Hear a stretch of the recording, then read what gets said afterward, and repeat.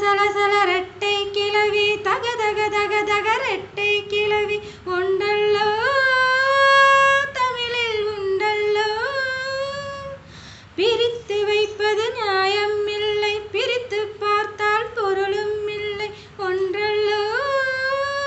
ரெண்டும் ஒன்றல்லோ தினக்கு தினக்கு தினதின் தின்னா நான் அகுதானி தகுதானி தினது